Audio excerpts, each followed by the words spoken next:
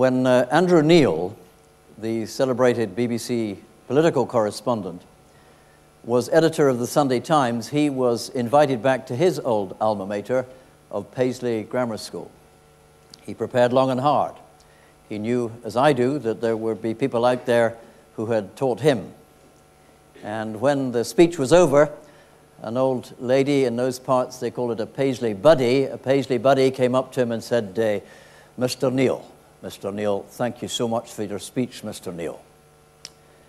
You know, Mr. Neil, and she was getting a little excited and het up, she said, a little mixed up, she said, Mr. Neil, you know, it was absolutely superfluous. To which Andrew Neil said, well, thank you very much. But the old Paisley buddy was not to be outdone, because she chased Andrew Neil and got up to him and said, Mr. Neil, you know, your speech, it was so superfluous. Do you think that one day it might be published?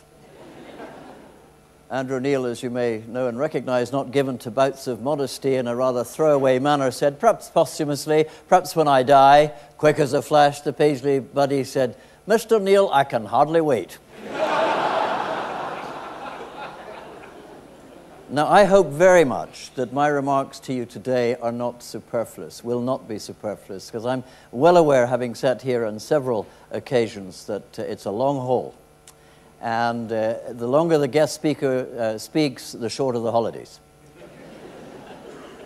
But when the headmaster most kindly and generously, with advance notice, invited me several months ago to come and be your guest speaker today and to present the prizes, I could hardly wait. And I could hardly wait for several reasons. First of all, to congratulate you, Mr. Chairman, and your governors, to congratulate the headmaster, Mrs. Hunter, the caliber staff of Merchiston on another outstanding year. I also wanted to congratulate the prize winners, as I hope I have done sufficiently in short exchanges. And also to say to those of you a word of encouragement who are not prize winners, because it may not be too long before you're employing the prize winners anyhow. Certainly was true in my day. But most particularly, I wanted to be here to say thank you to Merchiston. To say thank you on behalf of 3 generations of the Drummonds, the 12th of whom Rory leaves this day, and to indicate the deep gratitude that we feel as a family for all that Merchiston has given and done for us. Now, the late George MacLeod, who was the founder of the Iona community, once famously said, if you don't believe in miracles, I wish you a continuingly dull life. If you don't believe in miracles, I wish you a continuingly dull life. Well, a miracle happened here. I think it was October or November of last year, when my dad's best friend and school study mate, Michael Payton, was introduced through the good offices of Nick Blair and James Rennie Brown, JRB, and the meeting of a 92-year-old in his 93rd year with our eldest and the latest and last Merchistonian Drummond has been significant in our family. And when I tell you the significance is this, that when I left school in 1970, within a year my father had died. And so 41 years on, to meet someone in that way who was his best friend and study mate has been hugely powerful for me and for all our family. I also met this morning Berwick Nichol, who was a colleague of my father's way back in the 30s here. And that says something about the continuity of the family of Merchiston, does it not? Because not a day goes by, ladies and gentlemen, without my being gratefully aware of the influence of my father and my mother. And not a day goes by without their words in terms of family, how important family is. As the American speaker and writer Mitch Albom in Tuesdays with Murray, you may have read it, says you have to work at your family. And what makes a family is sticking together. That's the sort of thing my dad would say to me. You have to work at your family, and what makes a family is sticking together. And therefore, to be reunited, albeit in a different generation, with Michael Payton and his daughter Leslie and his son-in-law David today, and indeed Berwick and Mrs. Nichol, what a delight, what a joy of family coming together. Will you please join me, if I may be allowed, Chairman and Headmaster, on behalf of my late dad, Edwin Drummond, to say welcome back.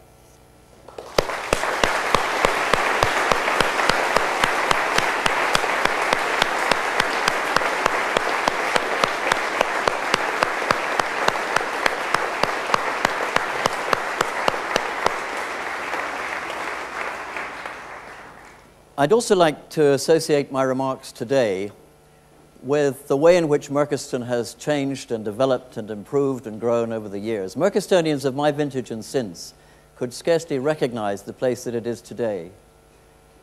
I believe that Merchiston has never felt or looked better. I believe that young Merchistonians, as you leave, will be more ready than ever before and able to face your future with confidence and without fear.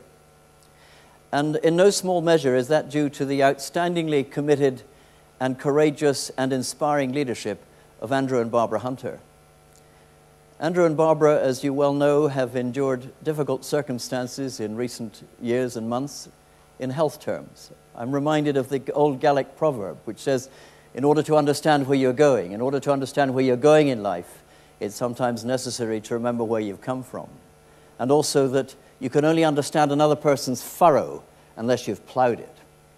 I believe that Andrew and Barbara's example in facing up to and enduring and coming through difficult times is a huge example to us all. And none of us know at whatever age and stage something like that may hit us. And I believe that this generation of Merchiston will have every cause to look back with gratitude that Andrew and Barbara were in post at a time when they showed us how to live and how to behave in tough circumstances, to live out what Kipling would say, to treat triumph and disaster as impostors and to treat them both the same. They have looked for the best throughout their time at Merchiston, and that's the title of the few short words, the remaining short words, for those of you who are anxious to depart, that I would like to offer you today. Look for the best. What do I mean about look for the best? Well, there are two simple things that I'd like to offer all of you here today, not just those, but perhaps most particularly those who are leaving, but look for the best in yourself and look for the best in others. Look for the best in others and you very often find it. Look for the best in others and you very often find it. Some years ago, in the Curry Youth Club, not very far from here, in Midlothian, there was a young boy who was consistently in trouble. He was often thrown out, to the extent that his contemporaries really wanted him out of the club. And then the contemporaries' parents wanted him out of the club. And then the club leaders themselves said, we can't do this. So they went to the local parish minister and they said, he's got to leave. And the local parish minister discussed it for some time, thought about it, and he realized there was something of worth and truth and value in this boy, something rather different, something worth working for, something worth waiting for. And none of his contemporaries, nor their parents, nor the club leaders were to know that not many years later, Dougal Haston would be the first Scot to stand on the top of Mount Everest. Look for the best in others, and you very often find it. And Merchiston does that well. But as we move out to our daily lives and begin new weeks and new circumstances, not least in the rest of your lives as young Merchistonians, we'll need a further quality. And the further quality is to look for the best in yourself. To look for the best in yourself and dare to be surprised. Look for the best in others, and you very often find it. Look for the best in yourself and dare to be surprised. In the darkest days of the Second World War, the Black Watch were uncharacteristically in retreat. They were operating what was called, as it's called in the military, the buddy-buddy system. And there were two Black Watch soldiers who'd grown up together, they'd been at school together, their families were friends or whatever, and one ran, one waited. One ran, one waited, until one saw another getting shot, and he kept running. And he didn't know why he kept running, but he got back to the forming up point, and he realized he should have gone back. And he waited for some time, and then he went to the sergeant and said, I've got to go. And he said, okay, I'll give you 2 hours. And you must be back in 2 hours' time. If you're not back in 2 hours' time, we'll believe that you're dead and missing as well. And so this young boy went back, no older than you guys leaving school today. He went back, and as the 2 hours was nearly up, those who were waiting anxiously could see him coming in the gloaming, carrying his friend over his shoulders.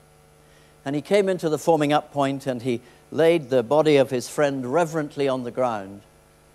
And as happens in our humanity, lots of people were there saying, what's going on, or what's happened, and the sergeant got there, and the sergeant said to the young Black Watch soldier, he said, I told you he'd be dead.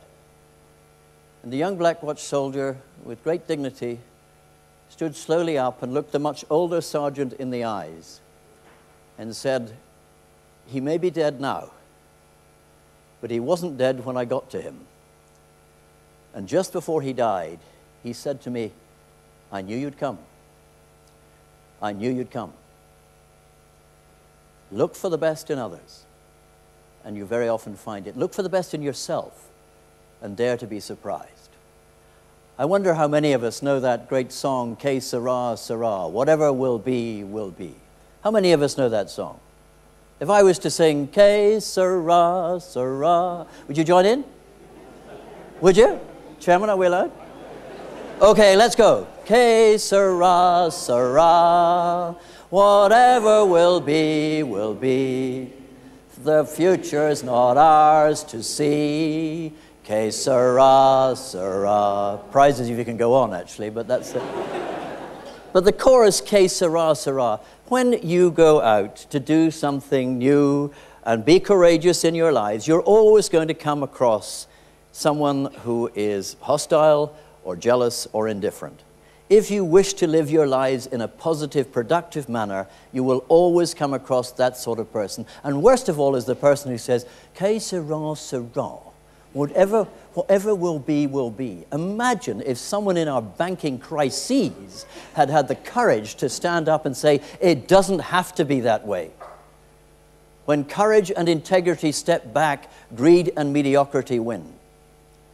We need, when we hear other people say to us, "Que sera, sera," to be able to say it doesn't have to be that way. So look for the best in others, and very often you find it. Look for the best in yourselves, and dare to be surprised. And when others say to you, "Que sera, sera," just say to them, full square like that young black watch soldier, much younger than the older sergeant, "It doesn't have to be that way." And then you find others saying, "Thank you for your courage. Thank you for your tenacity. Thank you for your resilience. Thank you for saying what I wanted to say and didn't have the courage to say myself." And when others say to you, "Why? Why are you doing this? You have a vision, you have a project, something you want to do with the rest of your life," you'll always find people saying, "Why? Why are you doing that?" Just say to them, "Why not? Yeah? Why not?" It was George Bernard Shaw who famously said, "You see things as they are and say, 'Why?' I dream of things as they might be and say, 'Why not?'" Several years ago, there was a minibus of youngsters going up to our leadership center, one of our leadership centers of Columba 1400 on the Isle of Skye. The driver got lost and found himself in a dead end. And he turned to the youngsters and said, "Don't you know what we're going to do now? Don't know what we're going to do now." And they saw a farmer, a crofter, making his way slowly, and things are very slow on Skye, slowly across the field. And the driver said to the crofter as he reached the van, he said, "Excuse me, could you tell us the way to Columba 1400?